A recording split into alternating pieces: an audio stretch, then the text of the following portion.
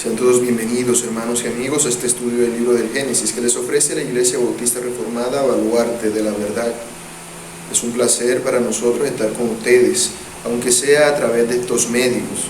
Gracias damos al Señor porque nos concede estar en comunicación a través de estos medios, pero anhelamos que pronto podamos congregarnos en físico, como sabemos que agrada al Señor. Vamos a orar para dirigirnos al Señor en esta ocasión y que sea Él guiándonos en todo lo que hemos de hacer. Oremos. Bendito Dios y Padre eterno, gracias te damos por tu infinita misericordia que tú nos has dado. Gracias, Señor, porque tú has sido bueno para con nosotros, porque tu gracia nos ha sustentado, nos ha respaldado, nos ha ayudado. Perdona todos nuestros pecados con los cuales hemos pecado contra ti, haciendo lo que a ti no te agrada. Perdónanos, oh Dios, por favor, y enséñanos a hacer tu voluntad. Que tu palabra sea sobre nosotros y que a través de ella nos sustentes, nos guardes, nos protejas y nos enseñes a obedecerte siempre. Que nuestra vida entera sea para tu gloria, para tu honra, que sea para tu exaltación, oh Dios. Bendícenos, oh Padre, por favor, guíanos y dirígenos en pos tuya. Padre bueno, te pido que tomes el control de esto que estamos haciendo, de este estudio del libro del Génesis, Padre. Que seas tú guiándonos y dirigiéndonos para que así, al hacerlo, Padre bueno, podamos aprender un poco más acerca de ti, para que así, Señor, podamos darte gloria a ti en todo lo que somos, decimos y hacemos. Que nuestra vida entera sea para tu gloria, sea para tu honra, sea para tu exaltación. Buen Dios, gracias. Que tu Espíritu Santo nos ilumine para que comprendamos tu palabra, no tomando en cuenta, Señor, las debilidades del que expone la palabra, sino que es tu misma palabra la que a través de tu Espíritu Santo obra para tu pueblo, Dios. Gracias, Señor, por todas tus misericordias que tú constantemente nos das. A ti nos encomendamos, Padre eterno, en el nombre de tu Hijo, nuestro Salvador Jesucristo. Amén. Muy bien, hermanos y amigos, como ya les dije, estamos estudiando el libro del Génesis. Estamos estudiando el libro del Génesis capítulo 45, el cual nos habla acerca del pueblo de Israel, su origen, el linaje de Israel. Como ya bien sabemos, Jacob tuvo 12 hijos. Jacob es el nombre original que tenía Israel, pero después de que él luchó con el ángel, Dios le cambió el nombre por Israel. Él tuvo 12 hijos porque esos 12 hijos eran señal de la promesa que Dios le había dado a su antepasado Abraham. Era la evidencia de que por fin se estaba cumpliendo la promesa de una gran descendencia para él. Sin embargo, estos hijos no eran personas perfectas. Esto lo vemos en que los hijos mayores vendieron al hijo menor, José, como esclavo en Egipto porque le tenían celos, porque tenían envidia de él. Y José tuvo que sufrir mucho en Egipto. Pero a pesar de eso, Dios estuvo con él. Dios estuvo con José a pesar de todo lo que José tuvo que sufrir. Y como Dios estuvo con José, Él lo ayudó y lo respaldó en todo lo que hacía. De manera tal que José fue exaltado en gran manera. José fue exaltado y terminó siendo el gran visir del faraón, el primer ministro de Egipto. Como dice él mismo en este capítulo, padre de Faraón, terminó siendo la persona más importante en el país más importante del mundo de su época, porque Dios estaba con él. Dios estaba con él. Dios estaba con él y como Dios estaba con él, él había aprendido que no eran las circunstancias las que definían su vida, sino que era el propósito por el cual Dios lo estaba encaminando. Él había aprendido de que todo había ocurrido conforme a la voluntad de Dios. Así que siguió por eso. Por eso vemos que él todo lo que hacía lo hacía para la gloria de Dios. Vemos que aún cuando el faraón lo nombra primer ministro de Egipto, José no se sienta en sus laureles a dormir y descansar y mandar a otros a que hagan cosas, sino que él mismo activamente encabeza la administración de todo el trigo que había en Egipto, porque venían 7 años de abundancia, pero él sabía que después de esos 7 años de abundancia vendrían 7 años de hambre, que serían tan terribles que se olvidaría la abundancia anterior. Así que vemos que José hace recoger una quinta parte de todo el grano que había en Egipto durante los años de abundancia, el cual era tanto que hasta sobraba, y lo hace guardar en grandes graneros, para que luego, cuando vengan los años de escasez, él lo puede distribuir al pueblo. Y no solo eso, sino que además le genera un ingreso extra a la nación, porque él obviamente vende el grano a un bajo costo a los egipcios, pero también se lo vende a las personas que vienen de otros países, para que así ellos también puedan sobrevivir. En esto José se encuentra con sus hermanos que habían acudido a Egipto precisamente porque no tenían alimento. José los reconoce de inmediato, pero ellos no lo reconocen a él, así que él los pone a prueba. Los pone a prueba, los acusa de ser espías y los hace que vayan a buscar a su hermano, quien ellos habían dicho que tenían, el otro hermano de ellos, que era menor que José, Benjamín, a quien ellos tendrían que ir a buscar, con la condición de que uno de ellos se quedaría ahí en garantía, dejando a Simeón preso. Ellos van, su padre no quiere darles a ese hermano, porque él lo ama mucho, es el hermano, es el hijo que él tiene de su amada esposa Raquel. Raquel le dio a Jacob 2 hijos, José y Benjamín. Para Jacob, según él había entendido a través de sus otros hijos, José había muerto, porque eso fue lo que los hermanos de José le habían dicho a su padre. Así que habiendo muerto José, él no quería que nada malo le pasara a Benjamín. Sin embargo, dado lo difícil que es la situación y como el hambre no se acaba, él accede a enviar a Benjamín, encomendando a sus hijos a Dios. Allí son bien recibidos, pero después de esto, Benjamín es acusado de haberse robado la copa de plata de José, un instrumento muy importante para el cargo que él ocupa. Así que es acusado. Ante esto, José esperaba ver cómo sus hermanos reaccionaban al ver que su hermano era acusado de un crimen injusto.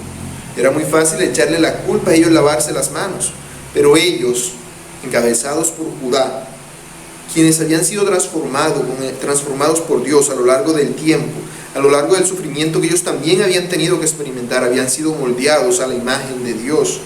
Y ellos vienen y no traicionan a Benjamín, sino que por el contrario, preocupados por Benjamín y por su padre, hacen todo lo posible para que José no lo castigue. Es más, Judá se ofrece a ser esclavo en lugar de Benjamín, y todos los hermanos también, demostrando así delante de José que ellos habían cambiado. Y como hicieron esa demostración de afecto, José, no pudiendo contener más las lágrimas, viendo que sus hermanos habían cambiado, él, a gritos, en llanto, se revela delante de ellos. Se revela delante de ellos como su hermano José, a quien ellos habían vendido como esclavo en Egipto. Se revela delante de ellos. Ellos quedan atónitos con la respuesta, porque no se esperaban que José estuviera vivo, y mucho menos que fuera una persona tan importante, en ninguna forma. Eso los dejó en un total estado de shock. De hecho, José tiene que hablarles varias veces y declararles que es él, que no es un fantasma, que no los está engañando, porque de hecho les está hablando a ellos solos, ningún intérprete, en el idioma que ellos hablan, porque mientras estaba allí, mientras José nos había revelado, José tenía un intérprete que les hablaba en egipcio y les traducía a ellos, y al revés. Pero ahora José había quitado a todos sus siervos y también al intérprete, y José les hablaba directamente. Así les demuestra que les ha perdonado, y les manda a buscar a su padre para que venga a vivir a Egipto, porque todavía faltaban 5 años de hambre, y si querían sobrevivir deberían venir a Egipto, donde tendrían abundancia suficiente, pues ellos no eran una nación todavía, eran solamente una familia grande, pero una familia, y ante esta escasez ciertamente podrían perecer. Así que José los manda que vayan a buscar a su padre a Egipto, y se queda hablando con ellos. Es en este contexto en el que nos coloca este pasaje, y es aquí donde nos coloca el pasaje. Vamos a leer entonces Génesis capítulo 45, vamos a leer los versículos del 16 al 28. Génesis 45, versículos del 16 al 28, dice así la palabra del Señor. Y se oyó la noticia en la casa de Faraón, diciendo: los hermanos de José han venido. Y esto agradó en los ojos de Faraón y de sus siervos. Y dijo Faraón a José: di a tus hermanos, haced esto, cargad vuestras bestias, e id, volved a la tierra de Canaán, y tomad a vuestro padre y a vuestras familias, y venid a mí, porque yo os daré lo bueno de la tierra de Egipto, y comeréis de la abundancia de la tierra. Y tú manda, haced esto: tomaos de la tierra de Egipto carros para vuestros niños y vuestras mujeres, y traed a vuestro padre, y venid. Y no os preocupéis por vuestros enseres, porque la riqueza de la tierra de Egipto será vuestra. Y lo hicieron así los hijos de Israel. Y les dio José carros conforme a la orden de Faraón, y les suministró víveres para el camino. Cada uno de todos ellos les dio mudas de vestidos, y a Benjamín dio 300 piezas de plata y 5 mudas de vestidos. Y a su padre envió esto: 10 asnos cargados de lo mejor de Egipto, y 10 asnas cargadas de trigo y pan y comida para su padre en el camino. Y despidió a sus hermanos, y ellos se fueron, y les dijo: no riñáis por el camino. Y subieron de Egipto y llegaron a la tierra de Canaán a Jacob su padre, y le dieron las nuevas, diciendo: José vive aún, y él es señor en toda la tierra de Egipto.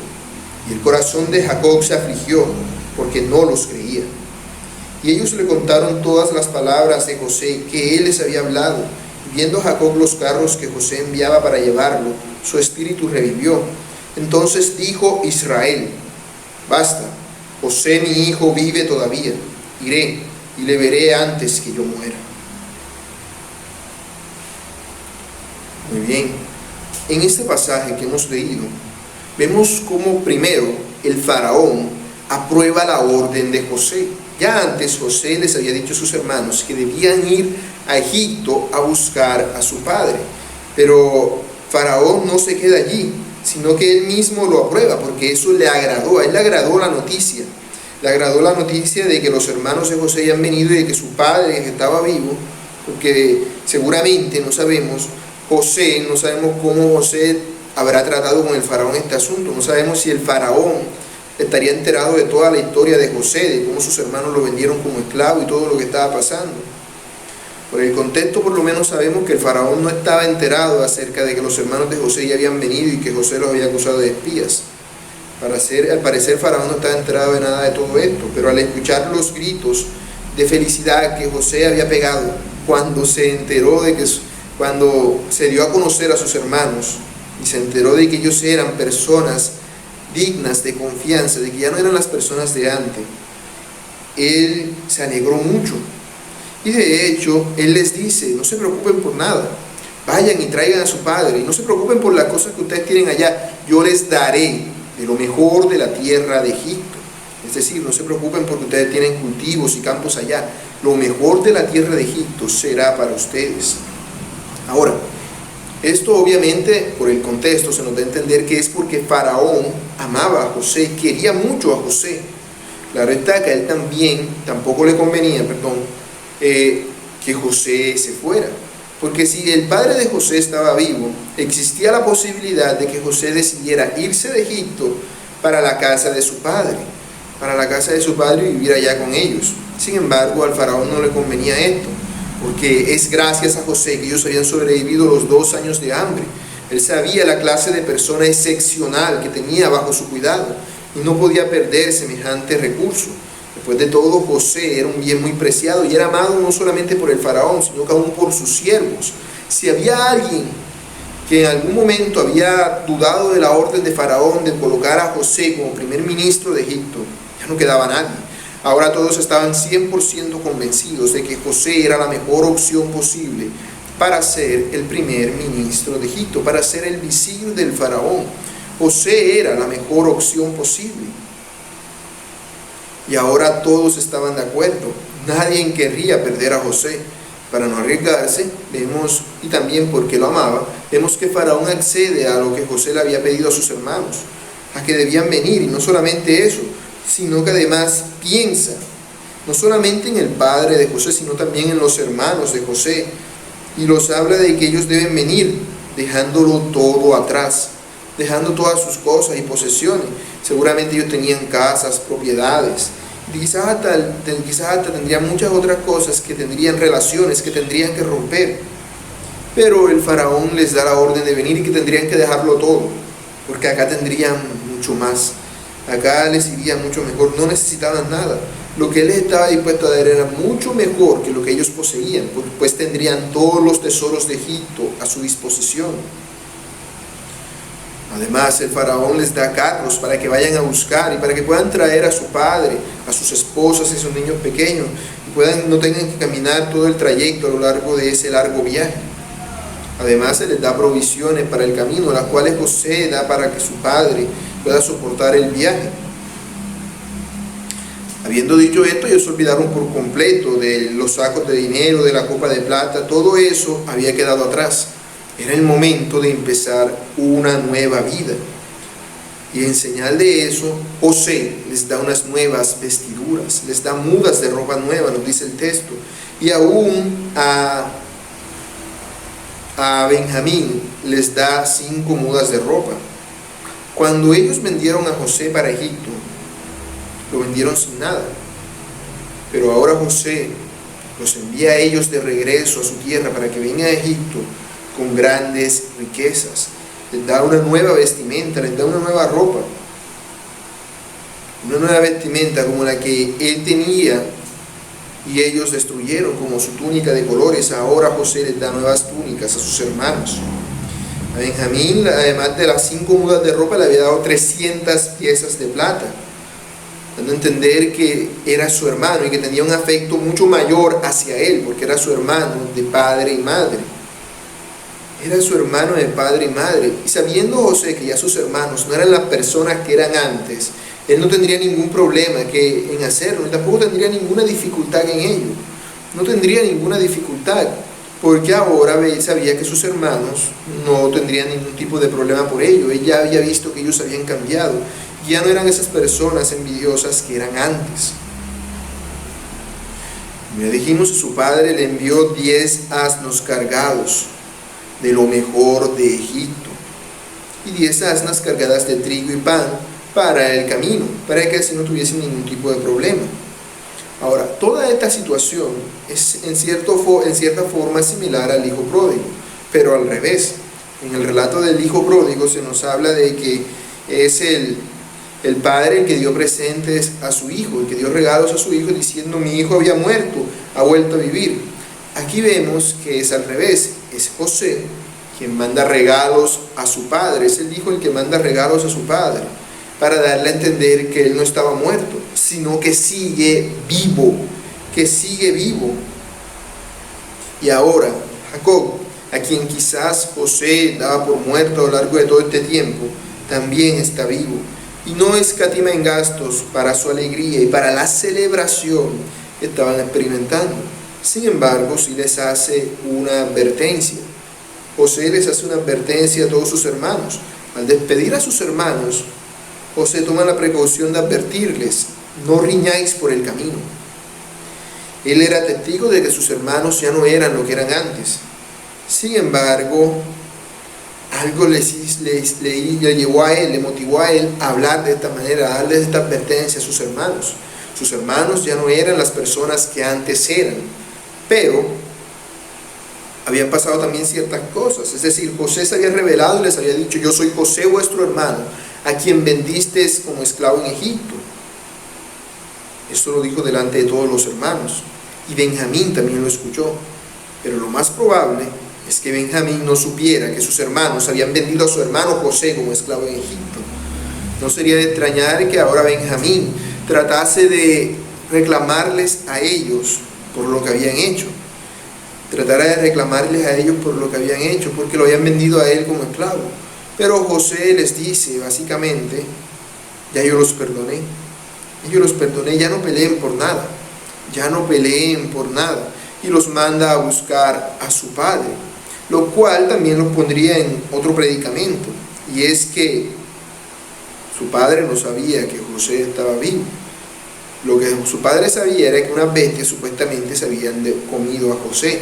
Si ellos iban a decirle que José estaba vivo, eso implicaría decirle todo lo que ellos habían hecho, es decir, deberían confesar su crimen de haber vendido a José como esclavo en Egipto. Deberían mostrar su arrepentimiento delante de su padre. Eso también sería algo que lo llevaría a discutir y a pensar mucho, porque ¿cómo harían esto? ¿Cómo se presentarían delante de su padre y le explicarían que José no estaba muerto, sino que estaba vivo, y que ellos eran los que lo habían vendido, y que no era que un animal se lo había comido, sino que ellos lo habían vendido como esclavo en Egipto? Eran ellos los que lo habían vendido como esclavo en Egipto. Ahora, cuando ellos llegan a casa, le dan la buena noticia a Jacob, diciendo: José vive aún, y él es Señor en toda la tierra de Egipto. Si cuando José le dijo eso a sus hermanos no podían creerlo, a tal punto de que quedaron en shock, cuanto más su padre, que no estaba viendo a José, ni sabía ni siquiera de que él tuviera chance de estar vivo. La noticia le impresionó y le afectó tanto que nos dice la Escritura que el corazón de Jacob se afligió, porque no los creía, no creía lo que estaban diciendo. Aquí traducen como afligió, sin embargo en el original la palabra que se busca dar a entender es algo así como detener, es decir, su corazón se alentó, se detuvo, su corazón fue dolido en gran manera a causa de lo que le estaba diciendo, porque su padre sentía como si se estuvieran burlando de él con esa noticia, como si le estuvieran dando falsas esperanzas.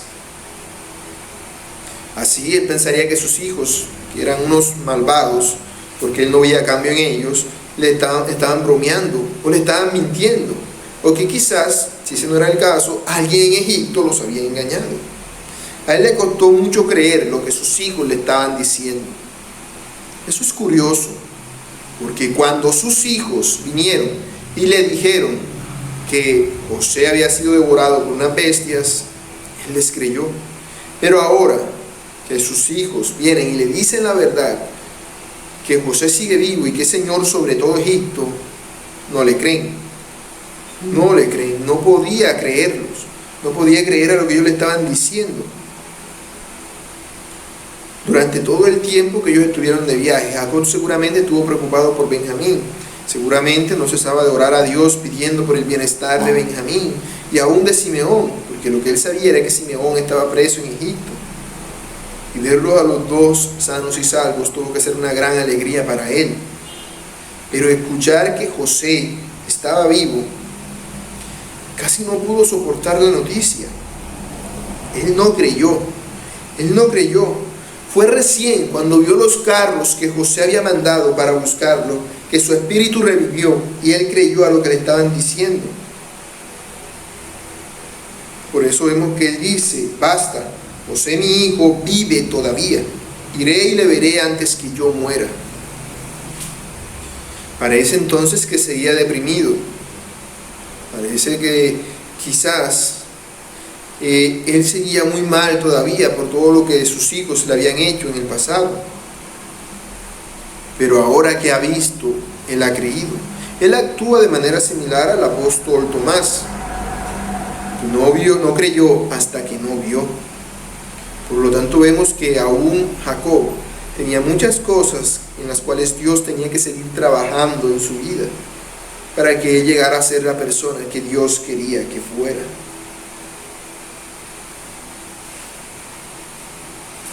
Ahora, ¿qué podemos nosotros aprender de todo esto? ¿Qué podemos aprender?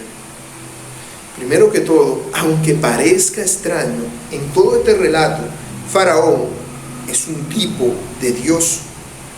Es un tipo de Dios. Y José es un tipo de Cristo. Así, cuando Cristo nos da las promesas que Él nos da, el Padre que está en los cielos ratifica esas promesas porque ama a su Hijo. Porque ama a su Hijo. Si Faraón amaba a José, tenía un vínculo en sí con él, ¿cuánto más Dios no amará a Cristo y estará dispuesto a ratificar las promesas que Él nos ha dado? Todas las promesas que Dios nos ha dado a través de su palabra, tengamos la certeza de que Él las cumplirá, porque Él ratifica las promesas de Él y las de su Hijo Cristo, nuestro Señor. ¿Cuál fue su promesa? Bueno, el faraón fue amable con José por amor a José. Y sabía que ellos, para poder venir a él, a Egipto, deberían dejar sus posesiones allá. Deberían dejar sus posesiones en la tierra de Canaán. Ellos quizás no solamente tenían posesiones, como ya dijimos, tendrían vínculos, familias y todo tipo de relaciones que ellos tendrían allá. Y todas esas cosas tendrían que dejarlas atrás.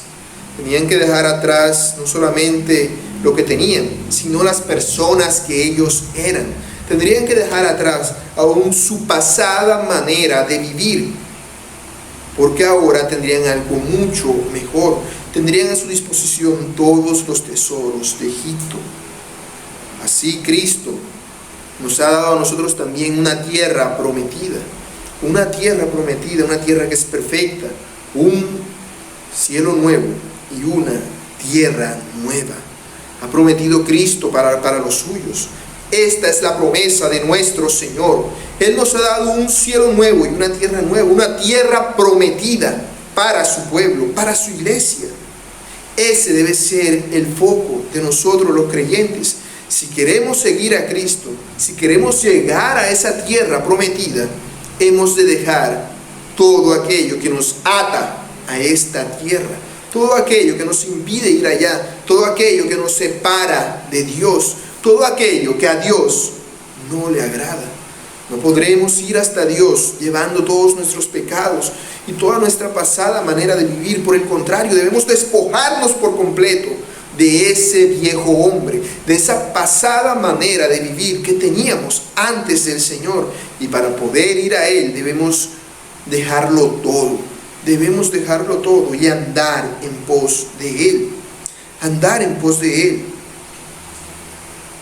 No podemos decir, nosotros creemos en Dios y vivir con la mirada puesta en el mundo, y vivir con la mirada puesta en las cosas de este mundo, porque como el mismo Señor nos dice, aquí los ladrones entran, miran y hurtan, aquí la polilla corrompe y los animales se comen las cosas. Aquí nada es para siempre, todo es perecedero, pero en la tierra que el Señor nos ha dado, todo es imperecedero, todo es eterno. ¿Cómo pues nosotros valoraríamos más las cosas temporales de este mundo que están ya determinadas a acabarse, que las cosas eternas que Él nos ha preparado en el cielo? ¿Cómo las valoraríamos más? No, debiéramos tener nuestro corazón y nuestra mirada puesta en las cosas celestiales, puesta en las cosas celestiales. Como dice la parábola del Señor, es como el hombre que estando en un terreno viene y encuentra un tesoro escondido. ¿Qué hace? ¿Qué hace para conseguir ese tesoro? Ese terreno no le pertenece. Él va y vende su casa y todas sus posesiones y todo lo que tiene para tener dinero suficiente para comprar el terreno. Así, todo ese tesoro que está escondido será legalmente suyo, porque se da cuenta que ese tesoro vale más que todas las cosas que él tiene. Él está dispuesto a sacrificarlo todo porque sabe que tiene un menor costo. Así también, si nosotros sabemos que las cosas celestiales tienen un costo mayor que todas las cosas que nosotros podríamos llegar a tener en este mundo, aún todas las riquezas, aún la fama y el poder, aún la salud y el amor de este mundo, todo eso se acaba, pero lo que Él ofrece es mucho mayor. Y Él nos dice, deja todo eso atrás, deja todo eso atrás, porque yo tengo algo mucho mejor para ti acá. Tengo algo mucho mejor para ti acá. El gozo supremo está a nuestra disposición. ¿Cómo hemos de cambiarlo por los placeres temporales de este mundo? ¿Cómo habremos de cambiarlo? ¿Seremos unos insensatos, unos tontos? Si teniendo un tesoro inmenso a nuestra disposición, lo cambiamos para seguir con nuestros pequeños deleites, con aquellas cosas que a la larga en realidad no valen mucho, comparado con ese tesoro inmenso que nos está deparando, que nos está esperando. Así que pongamos nuestra mirada en ese tesoro celestial, pongamos nuestra mirada en la patria celestial, en la tierra prometida que Cristo nos ha dado. Dejemos atrás todas aquellas cosas que nos ligan a este mundo de pecado y andemos en pos de ella, de manera que cuando en este mundo tengamos cosas de este mundo, estemos dispuestos a dejarlas con tal de hacer lo que a Dios le agrada. José le había dicho a sus hermanos que no debían reñir por el camino, porque después de todo era un trayecto bastante largo y peligroso el que ellos tendrían que transitar, y no podrían hacerlo correctamente si iban entre ellos peleando por el camino. No debían reñir por el camino. Así es la orden de nuestro Señor. Los creyentes vamos todos en el camino hacia la tierra prometida, hacia el cielo. ¿Cómo hemos de caminar ese camino? Que es difícil. Recordemos, los hermanos de José tenían que atravesar todo un desierto, llevando provisiones que eran en gran abundancia en una época de hambre. Lo más probable era que los ladrones estuvieran en disposición en todas partes y estuvieran dispuestos a atacarlo. ¿Qué tal si todos estos se pusieran de acuerdo y los atacaran y ellos estuvieran divididos entre sí, teniendo una pelea entre ellos? ¿Qué habría pasado? Serían un blanco fácil para todos sus enemigos. Si hemos de transitar este camino, hemos de transitarlo sin peleas, sin odio, sin resentimiento entre nosotros, aún si nos hemos ofendido mutuamente, porque somos nosotros los que nos ayudamos a nosotros mismos, amándonos, para transitar en el camino que Dios nos ha colocado. Para transitar en el camino que Dios nos ha colocado, hemos de hacerlo en unidad. Hemos de hacerlo en unidad.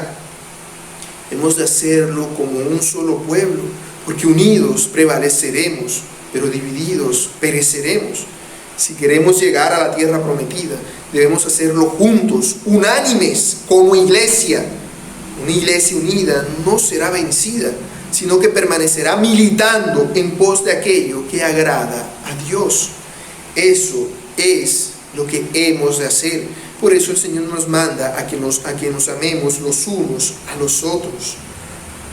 También debemos tener mucho cuidado de dudar de las promesas y de las palabras de Dios, porque cuando nosotros no creemos a Dios, nos afligimos, tal cual Jacob se afligió cuando no creyó las buenas nuevas de sus hijos. Cuando él no creyó las buenas noticias de sus hijos, él se afligió mucho. De igual forma, cuando nosotros no creemos las buenas nuevas de Cristo, cuando no creemos las promesas que Él nos ha hecho, nos afligimos en gran manera. Y nos duele mucho todo lo que hacemos porque no creemos verdaderamente en Él. Si creyésemos en Él, si confiásemos en Él, no temeríamos mal alguno, sino que por el contrario, gozosos y alegres andaríamos para hacer todo aquello que Él nos demanda que hagamos. Ahora, ante el llamado que José había hecho a su padre, éste responde inmediato. Cuando él cree, él automáticamente responde con una acción. Él lo deja todo y dice: basta, mi hijo vive, así que iré a verle. Si nosotros decimos que hemos creído en Cristo, si decimos que hemos puesto nuestra mirada en Él, no deberíamos seguir entonces apegados a las cosas de este mundo. No deberíamos seguir apegados a todas aquellas cosas que nos alejan de Él, sino que por el contrario, deberíamos estar dispuestos a dejarlo todo y decir: basta, estoy dispuesto aún a morir con tal de ver a nuestro Señor, a mi Señor Jesús, al amado de mi alma. Así que estoy dispuesto a todo con tal de ir a verle. Estoy dispuesto a ir a donde Él me mande y hacer lo que Él quiera, porque Él es mi Señor y mi Salvador. Muy bien, vamos a orar para dar gracias al Señor por este mensaje que nos ha dado en esta ocasión. Oremos. Señor, te damos gracias por tu bendita palabra. Gracias, Señor, porque tú eres Dios soberano, supremo y sublime. Gracias, oh Dios, porque tu palabra es perfecta, porque nunca falla, Dios. Gracias, Padre bueno, porque tú nos escuchas, tú nos guardas, tú nos proteges, porque tu palabra es para con nosotros como un tesoro invaluable. Ayúdanos a poner nuestra mirada en ti, a centrarnos en ti, Señor, y a hacer todo aquello que a ti te agrada. Bendito Dios, ayúdanos a poner la mirada en las cosas celestiales y no en las cosas terrenales. Señor, que nos dediquemos por completo a ti, que nos deleitemos por completo en ti, que todo lo que hagamos, lo hagamos para tu gloria, lo hagamos para tu honra, Padre bueno. Gracias, Señor, por tu infinita misericordia que tú nos has dado. Gracias, Señor, porque sabemos que tú nos escuchas y tú nos guardas. Gracias, oh Dios, porque tú eres justo y verdadero, porque tú eres Dios fiel y eterno. Gracias, Padre bueno, por tu infinita misericordia. Gracias, Señor. Ayúdanos y esfuérzanos para que tengamos un corazón que te ame, un corazón dispuesto a dejarlo todo por ti, Padre amado. y con tal de hacer tu voluntad. Gracias, Padre bueno, por todas tus bendiciones, pero sobre todo por la obra de tu Hijo, nuestro Salvador Jesucristo. A ti nos encomendamos en su santo nombre, en el nombre de Cristo. Amén. Muy bien, hermanos y amigos, eso ha sido todo por esta ocasión. Nos vemos la próxima. Que el Señor les bendiga.